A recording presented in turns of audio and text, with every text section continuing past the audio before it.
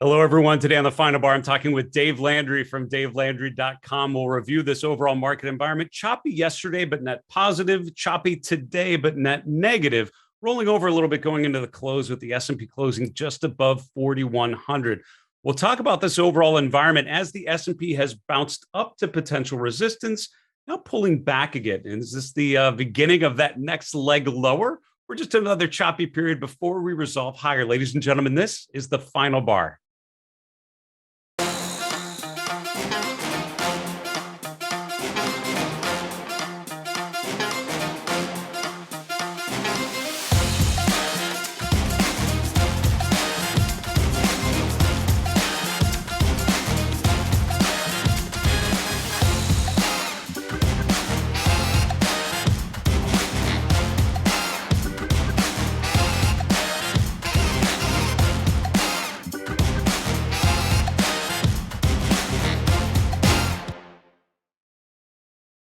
Hello, everyone. Welcome to the Final Bar. I'm your host, Dave Keller. I'm the Chief Market Strategist here at StockCharts.com in a sunny Redmond, Washington. Thanks for joining us every weekday after the close as we break down the environment in the markets using the power of stock charts, using data visualization techniques, the technical analysis toolkit to better understand what is happening around us as investors. These are choppy times. I feel like a choppy day in a choppy week, in a choppy month, a new month of June, in a choppy 2022. The game here is to focus, I would argue, on the long-term trends, try to get away from the flickering ticks, the short-term noise, and see what sort of progress is actually happening on the way up and on the way down. And if you think about what's happening in recent weeks, choppy period and bouncing up into resistance, the miss that we've had is we really haven't had that upside follow through, really haven't had the market pushing further to the upside. We're going to look at one sector in particular a little later in today's show. We have a segment called Sector Deep Dive. We're going to look at the financial sector,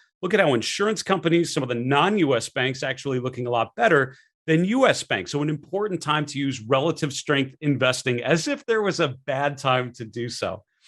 We have a lot of great guests on the show. I'm excited to talk to Dave Landry. He's one of my favorite guests. Always brings some charts to help put the markets into proper context. Elsewhere, through the remainder of this week, going into next, tomorrow we have Jay Pettit from Charts Avenue joining us from Southeast Asia.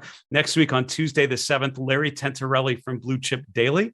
Next Wednesday the 8th, Sam Stovall from CFRA Research literally wrote the book on sector rotation. So we'll see what the sector messages are telling us right about now. Let's continue on to our market recap. I did want to start with a poll. We always have a poll going on our live stream page. You can go to stockcharts.com/TV to see our current live stream as well as our poll, also on our social media accounts. So follow us on Twitter at FinalBarSCTV. Subscribe to our YouTube channel called Stock Charts, and you will be able to participate. The most recent question, which sentiment survey is based on responses from a relatively small number of individual investors? This is less of a poll and more of a quiz, right? How else do you know your sentiment indicators? 64% of you absolutely right. The American Association of Individual Investors, the AAII survey, is absolutely correct. The Name Exposure Survey is actually a survey of active money managers. These are more wealth managers and family office managers, others that are in their survey. Looks at overall positioning. Market Vein actually looks at, it's not a survey of individual investors. It's more looking at the futures market. And the ABC survey is one that I made up. So as far as I know, that's not one, but I got 13% of you to take what they call the distractor, my made up answer there. So the AAII survey is absolutely correct. And if you look at the American Association of Individual Investors, you'll see that overall the sentiment has clearly become fairly negative recently, right? And if you look at the general trend from a year ago to where we're at now, bullishness was at 55%. Now it's below 20%. Bearishness was around 20%. Now it's over double that. It's at 53%. So we've certainly seen a decline in optimism. We've certainly seen an increase in skepticism. And most of this year, except for 1 week, bears have far outnumbered bulls. Let's continue on with today's market recap and see what's actually happening in the market. At the moment, the S&P closing down about 0.75%, around 4,100.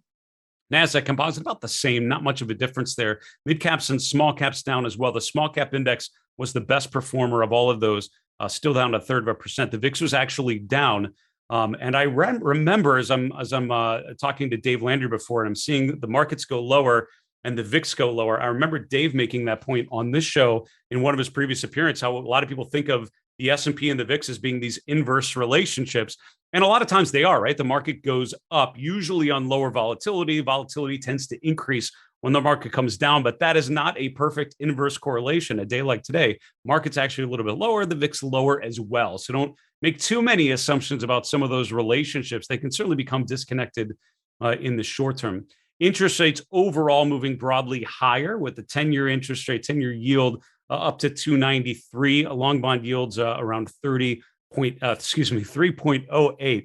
Dollar index up about 0.8% today using the UUP. Gold and silver prices higher today, along with the rest of energy. Energy was the only S&P sector finishing in the green. And you can see that oil prices moving higher a little bit, but gold and silver sort of the difference here, because those have been underperforming for quite some time. The chart of the GLD is pretty underwhelming. When you think about energy stocks going up and to the right, you think about something like communication services going down and to the right. Gold is sort of that third very painful direction, choppy sideways with no real great directional movement. Cryptocurrencies all taking a bit of a bath over the last 6 hours here, with Bitcoin testing that 30,000 level once again. Ether well below 2,000, actually testing the 1,800 level, and 9 of the 10 most liquid coins that we track all in the red as we're shooting the show here after the equity market close on Wednesday, June 1st. Let's look at the chart of the S&P 500, just the daily chart to check in on what's happening.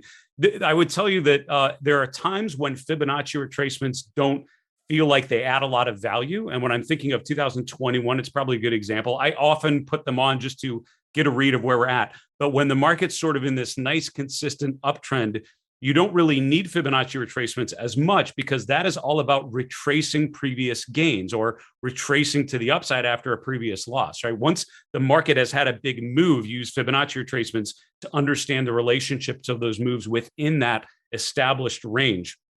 So once the market topped out in January, once some things really start to roll over, this is where Fibonacci retracements should be ideal. And so far, they certainly have been playing out that way.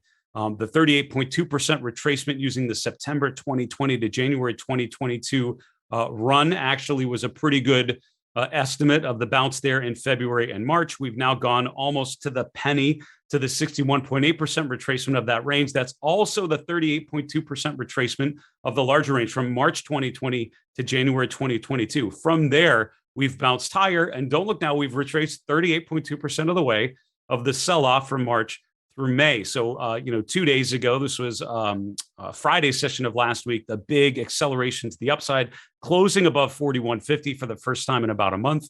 Yesterday's session sort of chopping around. Today, we give back most of the gains from Friday's rally, and we're back right around 4,100. So the market stalled out after this rally. If you ask me to label this, is this a bear market rally or the beginning of something more meaningful? I would have to go with bear market rally until I see further evidence that would establish that. I'm still seeing all the same challenges that this market was facing a couple weeks ago. I don't think a lot of that has changed, and so I would encourage you, as always, to be skeptical and to challenge your thesis and to reevaluate it. But if you're very bullish here, I think you're fighting the headwinds of the overall distribution that we've been talking about in terms of breadth and momentum, and most importantly, price behavior.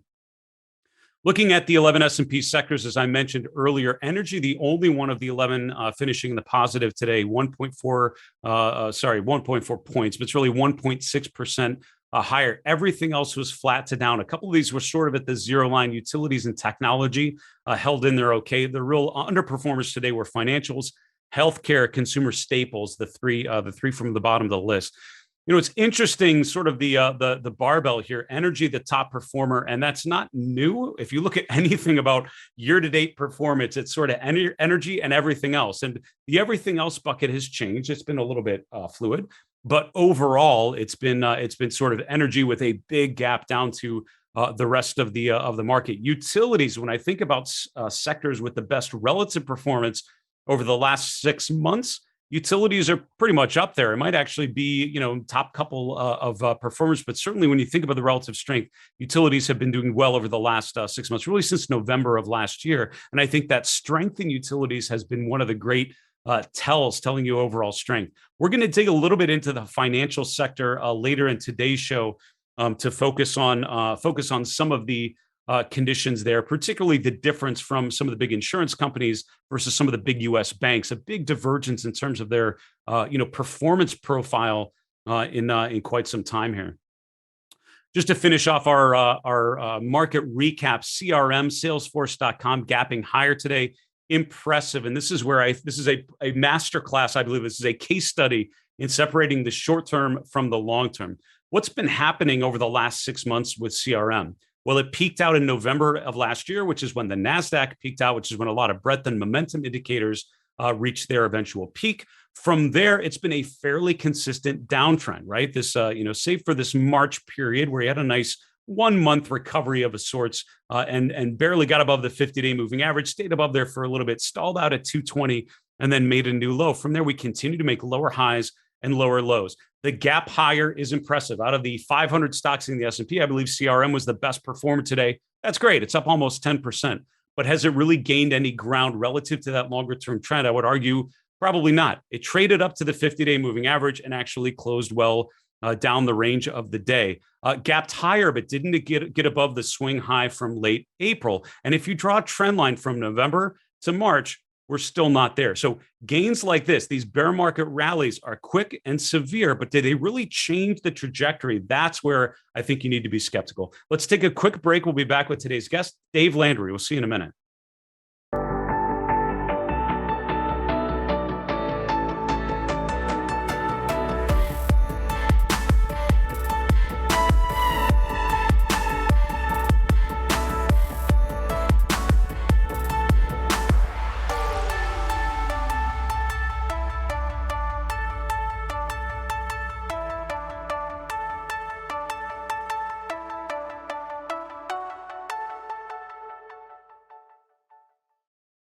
Hey, everyone. Welcome back to the Final Bar. This is Dave Keller here at StockCharts.com. We so appreciate you joining us every weekday after the close for our show. As a reminder, we are here to answer your questions. We're doing another mailbag segment on Friday's show of this week, and we love to feature one of your questions on the air.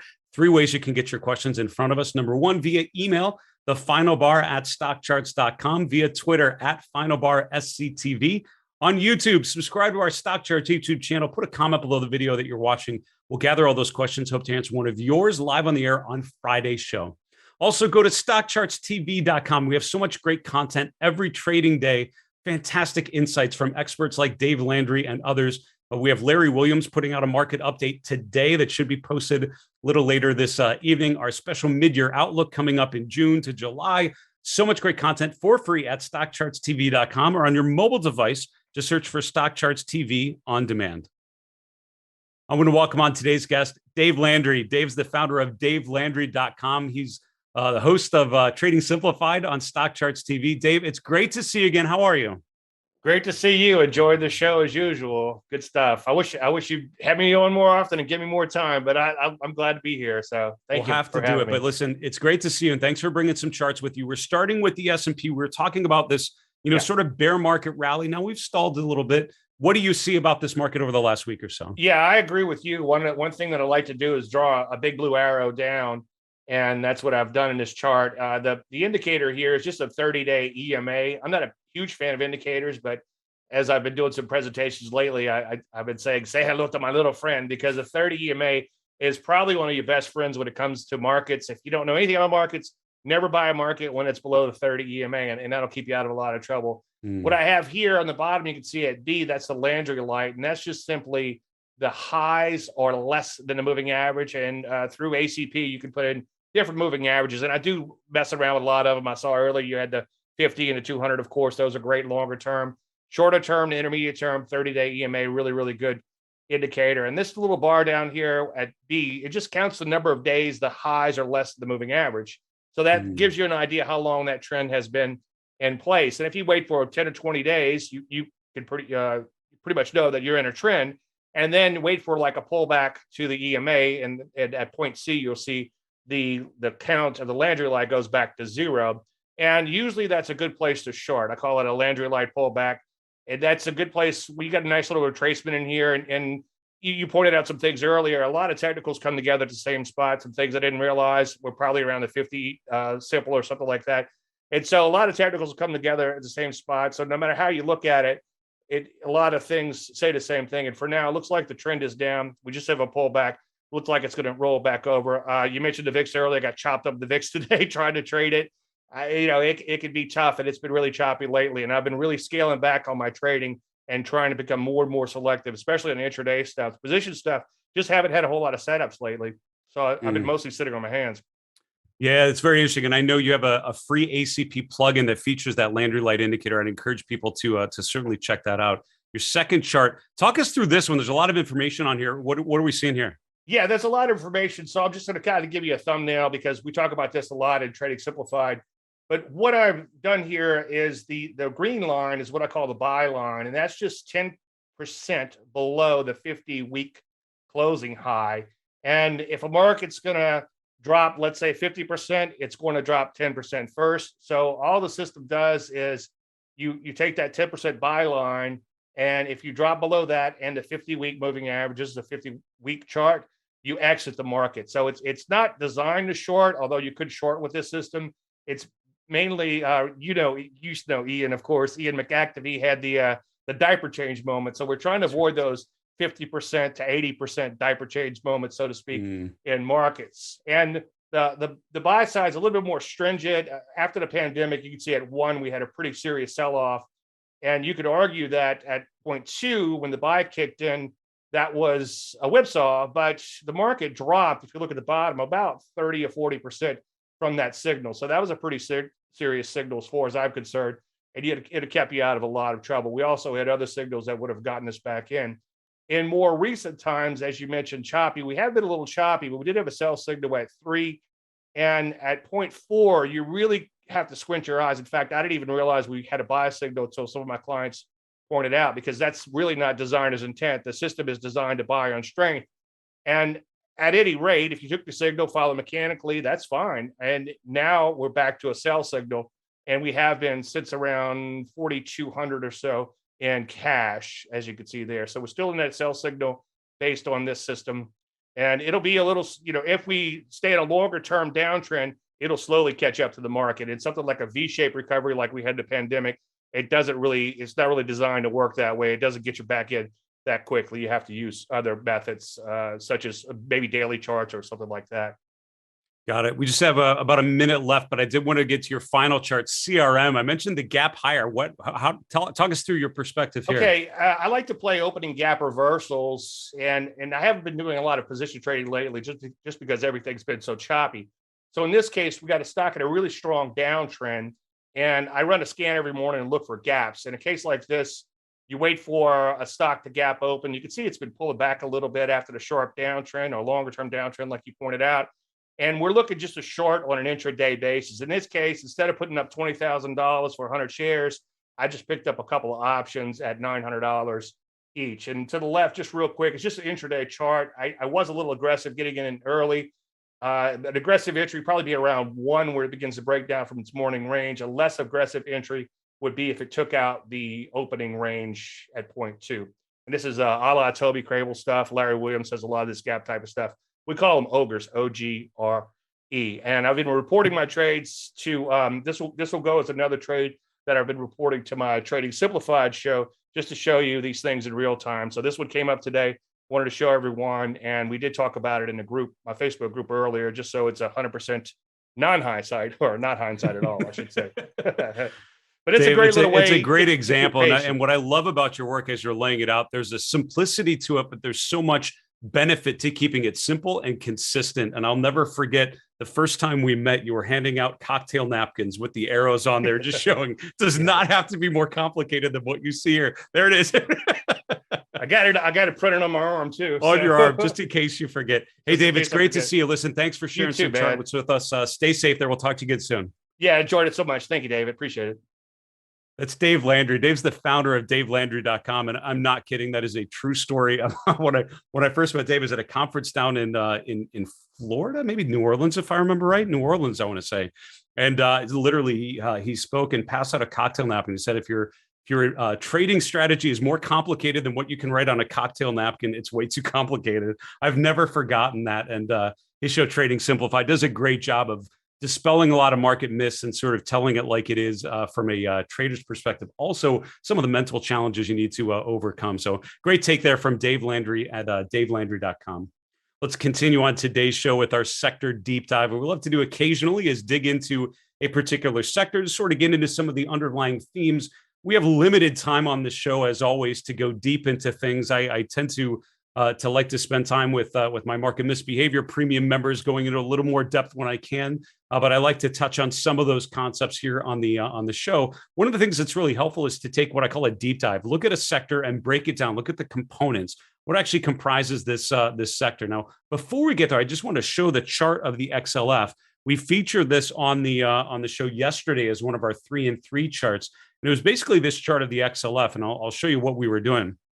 We were looking at the uptrend through much of 2021. Now, financials were a little different because it chopped around a little bit here in the summer, and so you can see it underperformed a little bit. By the end, though, continued to push higher, and though it really didn't dramatically outperform, it did sort of settle into a sort of range bound, and what I would now probably label as more of a basing pattern, a topping pattern, where you can see the highs are getting higher, the lows are fairly consistent, a support level around 36, we'll call it 35, 36, which are some of these interim lows.